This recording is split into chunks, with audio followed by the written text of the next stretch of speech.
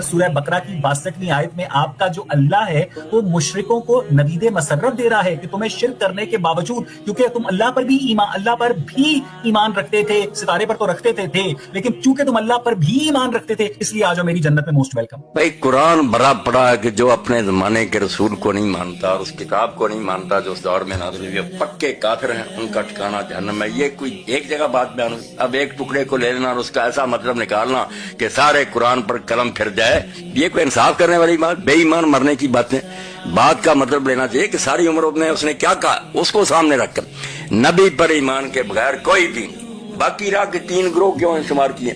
یہاں بہت سے علماء کو غلطی لگی، وہ جانتے نہیں کہ آپ سورہ حج میں دیکھیں وہاں مجوس بھی ہے، مشرکین بھی، وہاں نہیں جنتی بات۔ یہ چاروں گروہ جو ہے نا جنتی ہیں اپنے اپنے دور میں۔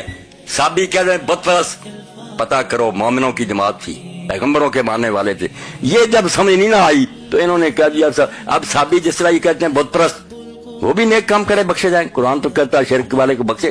اور سمجھو کہ ہے کون گروہ؟ یہ چارے نبیوں کی امت سے اپنے اپنے زمانے میں اپنی کتاب پر عمل، اپنے اپنے دور کی بات کر رہا ہے، یا حضور کے زمانے کے ماننے والے ہوں، یا موسیٰ کے زمانے میں یہودی ہوں، یا عیسیٰ علیہ السلام کے زمانے میں وہ نصرانی ہوں، یا داؤد علیہ السلام کے زمانے میں وہ صابی ہوں، زبور کو مانتے اور کعبہ کی طرف منہ کر۔ وہ امت اللہ نے کہا وہ جو بھی ہیں نام ان کے سارے اللہ کو مانتے تھے، رسول ان کی مومن جماعتوں کی بات اپنے اپنے وقت میں، اب نہیں۔ اب قرآن نے کہہ دیا کہ جو رسولوں میں فرق کرے گا کسی کو اولئک هم الکافرون حقا، پکے کافر ہیں، ان کا ٹھکانہ دوزخ۔ قرآن سارے کو ملا کر بات سمجھی۔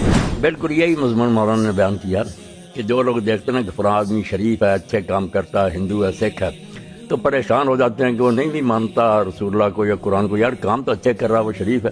ایک مسلمان مان رہا ہے مگر اس کے اعمال گندے ہیں، کردار برا ہے۔ تو یہی سوال انہوں نے اٹھایا نا کہ لوگ اس بارے میں فکر مند ہو جاتے ہیں کہ سیرت اور کردار تو اس کافر کا اچھا، اس مسلمان کا گندا، عقیدوں کو کیا کرنا؟ عقیدے جو ہے آپ اس کو لیے بیٹھے کہ ایمان ہونا چاہیے۔ تو اس سوال پر ہی انہوں نے ساری بحث کی ہے کہ نہیں، ایمان اور علم میں صحیح جو ہے نا اس کے بغیر کوئی عمل مقبول نہیں ہے، نہ اللہ کے اس کی کوئی قدر ہے۔ سمجھنے کی بات یہ ہے کہ ہم لوگ صرف یہ دیکھتے ہیں کہ وہ اچھا کام کر رہا، اچھا کام کرنے سے اللہ تعالیٰ پر کوئی آدمی احسان نہیں کرتا۔ آپ جانتے ہیں نا وہ تو غنی ہے، بے نیاز، اس کو ہماری نیکیوں کیا فائدہ؟ اس لیے صرف اس نے اچھا کام کیا، ہسپتال بنا دیا، کر اللہ پر احسان کیا، اللہ کیوں انعام دے اس کو؟ اللہ صرف اس کام کی قدر کرے گا جو کسی نے اس کو حاکم مان کر اس کے حکم کے تحت کیا، اس سے وہ خوش ہوتا، بنتا نہیں اس کا کچھ بھی۔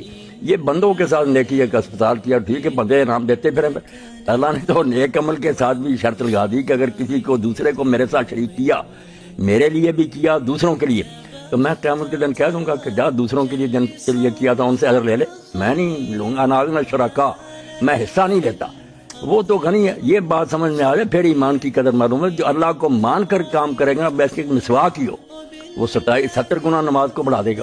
اور اگر اس کو چھوڑ کر مسجد بھی بنائیں گے آپ، مدینہ میں مسجد ضرار، وہ کہہ دے گا آگ لگا دو اس کو، یہ میری رضا کے لیے نہیں بنی۔